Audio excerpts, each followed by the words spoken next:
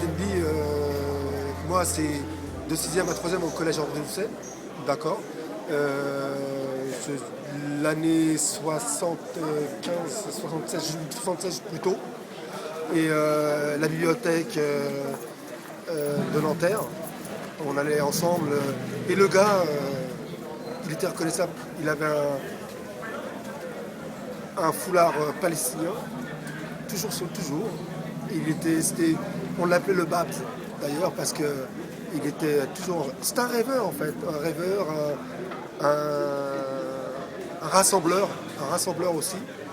Et quand tu avais besoin de sortir de ta cité, que tu avais besoin de calme, de rêver, tu allais le voir.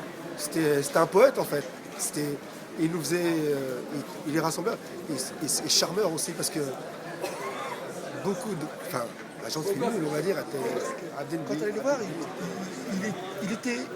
Nous, on était des footeux, voilà. Et lui, il avait ce côté poétique, ce côté rêveur. Il était en avance, en fin de compte, par rapport à nous. Parce que, bon, on avait le même âge, hein. Mais quand on allait le voir, quand je discutais avec lui, il m'apaisait, en fin de compte. Parce que c'était. Je sais pas, peut-être qu'il faisait plus que nous. Nous, on était scolaires. Voilà. Moi, j'étais quelqu'un de scolaire. On me disait d'aller à l'école à 8h30, il fallait que j'aille à l'école à 8h30, j'étais là à 17h.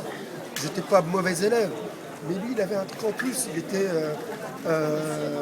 comme j'ai dit à Mohamed, rassembleur. C'est-à-dire que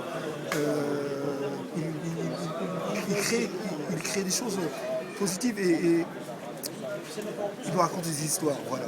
C'est un super narrateur.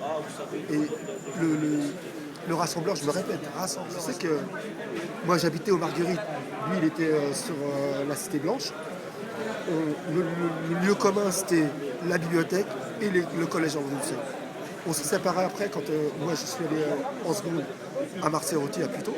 Lui il était à Joliot. Mais on se revoyait encore quand même. On avait ce côté-là qui était. Bon, maintenant, ce qui se sur Nanterre pour commémorer sa mémoire, je trouve ça aussi fort, quoi. Voilà. Jamel Ayed.